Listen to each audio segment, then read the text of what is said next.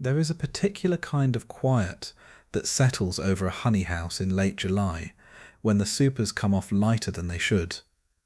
Most beekeepers who have felt it know exactly what follows: the mental inventory, the weather that week in June, the forage reports, the inspection notes, the search for something that explains the gap between what the colony promised in May and what the frames delivered in July. Most of the time that search ends without a clean answer. The beekeeper files it under a difficult year and orders queens for next spring. 2 counties over, sometimes 2 miles over, another beekeeper is lifting those same July supers, and the arithmetic comes out different. Same clover, same weather, same Langstroth equipment, and that beekeeper hasn't placed a queen order in 11 years. That gap is not luck. It is not genetics in the way most people mean when they use that word in beekeeping. It is a biological process that every healthy colony runs automatically, that the most productive beekeepers of the early 20th century understood and worked with deliberately, and that the commercial queen industry spent the better part of 4 decades quietly training American beekeepers to interrupt. If you've ever pulled a purchased queen out of her cage, introduced her carefully, followed every step correctly, and still found the colony had balled her or superseded her within 6 weeks, leave a comment below, because what follows is the biology behind that experience, and it has nothing to do with your introduction technique. There is a quality control process running inside every healthy colony right now. It has been running continuously for millions of years. It evaluates the laying queen against a biological standard that no commercial operation has ever measured, no catalogue has ever quantified, and no beekeeper can replicate with purchased stock. The beekeepers who understood what that process was actually measuring, and had the discipline not to interrupt it at the wrong moment, consistently raised queens that outperformed anything arriving in a mailing cage. The ones who kept ordering from catalogues never fully understood what they were replacing, or what they were paying to lose. The queen in the cage always looks perfect, healthy, marked, young, from documented genetics. She arrives on schedule. The introduction goes smoothly. The colony accepts her. She begins laying within days, and the brood pattern looks solid through the first inspection. Everything appears correct. 6 weeks later, during a routine check, there are supersedure cells on the face of a frame. The beekeeper removes them, frustrated. The colony supersedes her anyway, and the beekeeper spends the rest of the season managing a colony in queen transition, during the precise window that should have been dedicated entirely to honey production. That is not a failed introduction. That is the colony's quality control system working exactly as it was designed to work. The bees detected something the beekeeper couldn't see, and acted on it. The question worth asking is not how to prevent supersedure. The question is what the colony was measuring that triggered it. To understand that, it helps to understand what a queen actually does inside a colony beyond the function most beekeeping literature describes. The common framing is reproductive. She lays eggs, she maintains population, she determines the genetics of the workers. All of that is accurate as far as it goes. But the queen's influence on colony function runs deeper than egg production. Through a continuous chemical signal, a complex blend of pheromones produced primarily from her mandibular glands and distributed through the colony by worker-to-worker contact and air circulation, she regulates brood development rates, forager motivation, comb building activity, and the colony's collective behavioural orientation towards surplus production. A queen producing a strong, complete pheromone signal does not simply maintain order, she calibrates the colony's entire productive output. Foragers forage more efficiently. Nurse bees staff brood more effectively.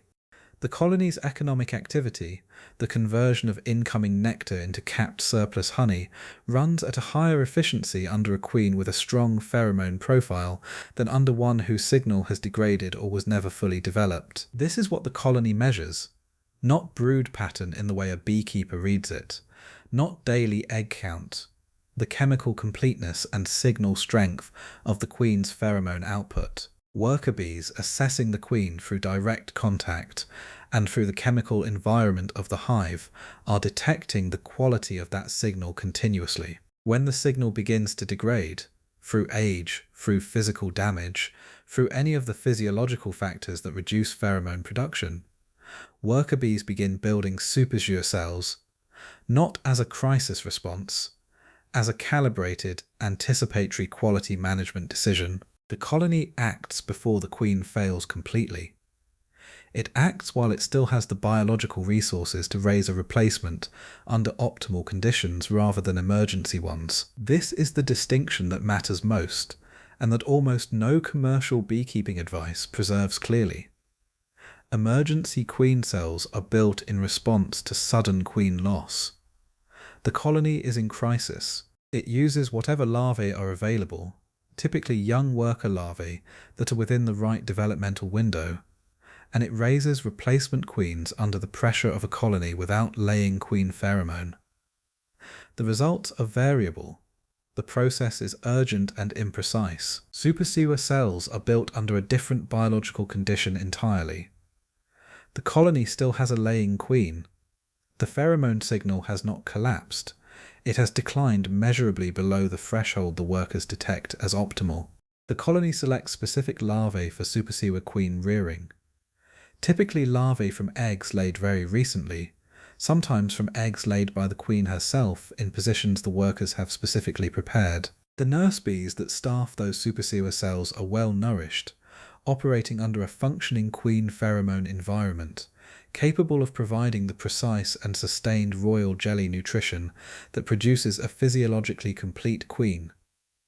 The timing is controlled. The selection is deliberate. The resources devoted to the process are optimal. The queen that emerges from that process was raised under the best biological conditions the colony could provide. From genetics the colony selected, by nurse bees in full physiological health, on a timeline the colony chose rather than a crisis demanded. She has never been refrigerated.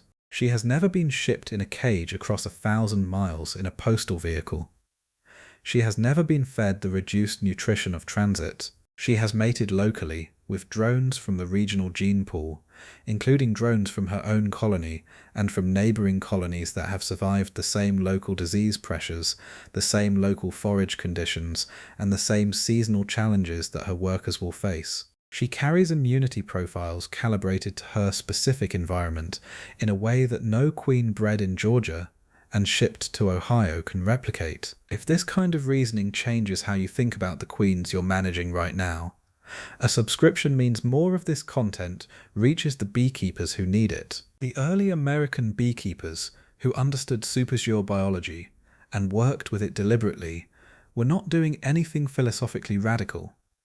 They were observing an outcome and reasoning backward to its cause. A colony that had superseded its own queen and settled into a new laying cycle consistently outperformed a colony that had received a purchased replacement under similar conditions. The difference showed up in honey weights, in swarm rates, in overwintering success, in the colony's responsiveness during the primary nectar flow. The beekeepers who noticed this pattern and began managing their operations around it were not theorizing. They were reading results and adjusting practice accordingly. What they documented across the commercial apiaries of Ohio, Indiana, and the Appalachian region from roughly the 1890s through the 1940s was a management approach that treated the colony's own queen assessment system as a productive resource rather than a problem to be solved. The practical expression of this approach had several components that worked together as an integrated system rather than isolated techniques. The first component was the development of a diagnostic habit around supersedure recognition. Distinguishing supersedure cells from swarm cells is a skill that most modern beekeeping literature treats as a footnote. It is not a footnote, it is the foundational diagnostic upon which everything else depends. Supersedure cells are typically found on the face of the frame, not at the bottom edge. There are usually 1 to 3 of them, rarely more. They are positioned in areas of the frame where the nurse bee population is densest and the brood food supply is richest. The colony is not preparing to divide, it is preparing to upgrade. The beekeeper who opens a hive finds two cells on the face of a center frame, correctly identifies them as supersedure cells, and closes the hive and walks away has made the most productive management decision available to them in that moment. The beekeeper who finds those same cells misidentifies them as early swarm preparation and removes them has interrupted a quality control process that was operating precisely as intended and has left the colony with a queen the workers had already assessed as suboptimal. The second component was timing management. Supersedure does not happen on a fixed calendar. It happens when the colony's continuous queen assessment detects signal degradation. But the timing of supersedure relative to the seasonal nectar calendar determines whether it represents a productive management event or a production disruption. A colony that initiates supersedure 6 to 8 weeks before the primary nectar flow is in an ideal position. The new queen will complete her development mate and settle into full laying production with enough time to raise the forager cohort that enters the flow at peak demographic strength. A colony that initiates supersedure during the flow itself loses production capacity during the transition window, regardless of how the supersedure proceeds. The beekeepers who managed supersedure deliberately were not simply allowing it to happen whenever the colony chose. They were reading the signs of impending supersedure early enough to assess whether the timing aligned with the production calendar and making management adjustments when it didn't. Here is where the practical method becomes specific, and where the distinction between passive acceptance and active management matters. The signs that precede supersedure by 2 to 3 weeks are detectable by a beekeeper who knows what to look for. Not queen cells. Those come later. The early indicators are behavioural and architectural. Worker bee attendance on the queen changes in a measurable way. Under a queen producing a strong pheromone signal, workers in her immediate vicinity orient toward her, follow her, and maintain consistent contact. Under a queen whose signal has begun to degrade, that attendance pattern shifts. Workers near her are less consistently oriented toward her. The retinue is smaller and less stable. Her movement through the brood nest slows. Her brood pattern, examined carefully across multiple frames, may show the first subtle signs of reduced laying density in the areas where she had previously worked most actively. A beekeeper who develops the habit of observing queen behaviour rather than simply confirming queen presence will detect these early indicators before supersedure cells are constructed. At that point, 2 to 3 weeks before the colony will initiate the supersedure process, the beekeeper has genuine options. If the timing aligns well with the production calendar, if a new queen will have sufficient time to complete development mate and begin producing a forager cohort before the primary flow, the beekeeper does nothing. The colony will manage the transition with greater precision than any external intervention could provide. If the timing is problematic, if the supersedure would place the queen transition directly over the flow window, the beekeeper can make a preemptive decision about whether to assist the timeline or accept the production cost. The third component was understanding what to protect and what not to interfere with once supersedure had begun. Once supersedure cells are present and contain developing queens, the colony has committed resources and made biological selections that the beekeeper cannot improve upon. The single most damaging intervention at this stage is removing supersedure cells out of confusion with swarm cells, or from a general reflex to eliminate queen cells whenever found. The second most damaging intervention is introducing a purchased queen into a colony that has already initiated supersedure. The colony will reject her. It has already assessed the current queen and decided to upgrade. It will not accept a replacement that bypasses its own selection process. The result is a bald or superseded purchased queen, a disrupted supersedure process, and a colony that has spent biological resources on 2 failed queen transitions instead of 1 successful one. The commercial queen industry that developed strongly in the United States from the 1920s onward was built on a legitimate biological insight. Purchased queens from productive, disease-resistant stock can improve colony genetics. That is true. The problem was not the insight. The problem was the system that grew around it. Commercial queen rearing operations optimized their production for scale and shipping survival. A queen that could be produced in large numbers, marked, caged, fed during transit, and introduced reliably into a foreign colony was a commercially viable product. The traits selected for in that production system were not identical to the traits that produce optimal colony performance in a specific regional environment. Shipping survival and local adaptation are not the same selection pressure. A queen bred to survive refrigeration and postal transit has been optimized for a different set of conditions than the conditions her workers will face during the Ohio clover flow. Beyond the selection pressure difference, the commercial queen system created an economic and cultural shift in how American beekeepers related to their queens. The queen became a replaceable input rather than a biological system to be read and managed. If the colony was underperforming, replace the queen. If the queen was over 1 year old, replace her on schedule regardless of her actual performance. If supersedure occurred, it was a problem to be prevented rather than a process to be understood. The published advice that circulated through beekeeping journals and extension literature from the 1930s onward reflected these commercial interests consistently. Replace annually. Purchase from certified stock. Prevent supersedure. Each of those recommendations generated queen sales. None of them asked whether the colony's own assessment of its queen might be more accurate than the beekeeper's calendar. The beekeepers who maintained the older practice through this period were not ideologically opposed to purchased queens. Several of them used purchased queens in specific situations to requeen a colony with a confirmed failing queen when the timing did not permit natural supersedure, to introduce new genetics after a period of inbreeding in an isolated apiary, to replace a queen lost to accident or disease. The purchased queen had a legitimate use. The difference was in the default assumption. For the commercial queen culture that took over American beekeeping, the default was purchase and replace. For the beekeepers who understood supersedure biology, the default was read and allow. Purchasing was the exception triggered by specific diagnostic evidence, not the routine triggered by the calendar. The practical method that emerges from this tradition is not complicated in its mechanics. It requires a different quality of attention rather than a different set of tools. The inspection habit is the foundation. Every inspection of a colony that has been in production for more than one season should include a deliberate assessment of queen behavior, not just queen presence. Is the retinue consistent and well-oriented? Is her movement through the brood nest active and purposeful? Is the brood pattern dense and even in the areas she has been working most recently?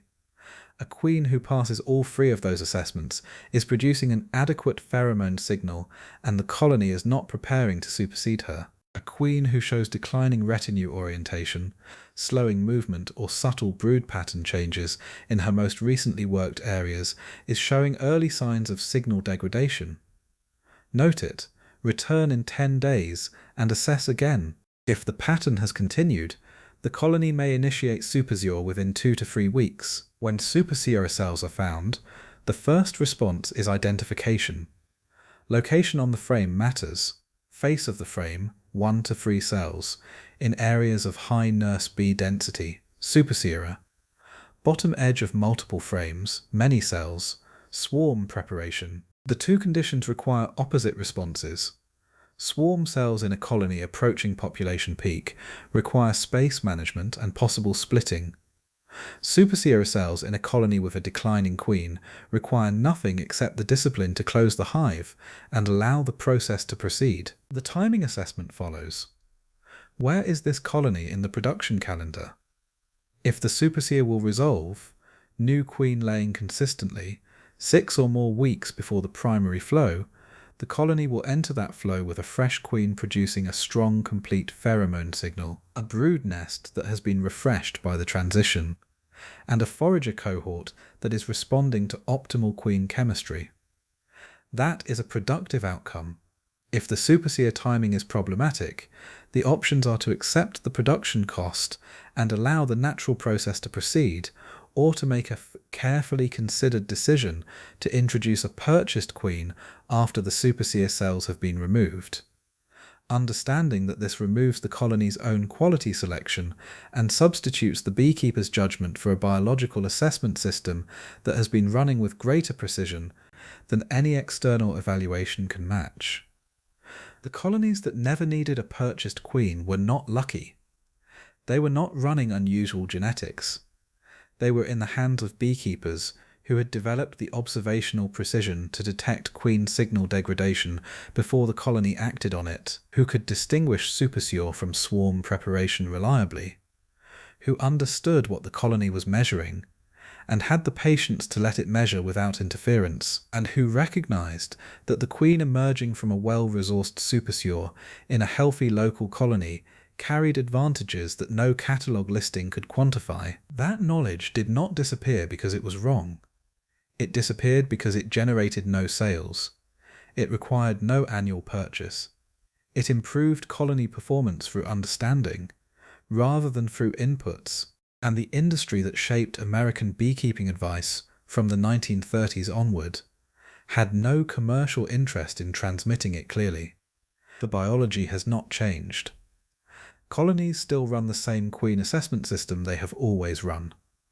Worker bees still detect pheromone signal degradation before any beekeeper can measure it with any available instrument. Supersedure queens raised under optimal conditions in healthy colonies with local genetics still carry physiological advantages over shipped commercial stock.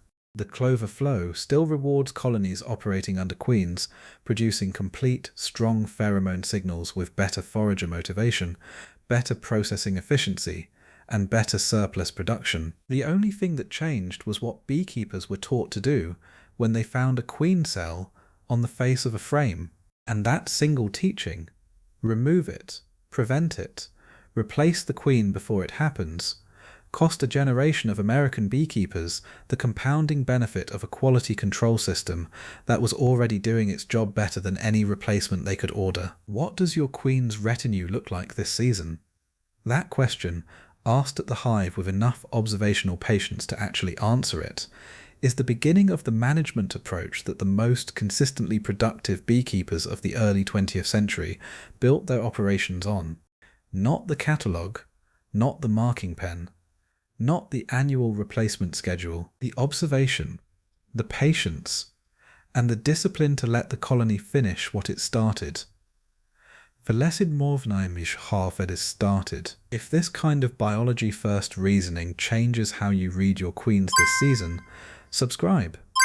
There is more forgotten precision ahead, the kind built from observation rather than from purchase orders.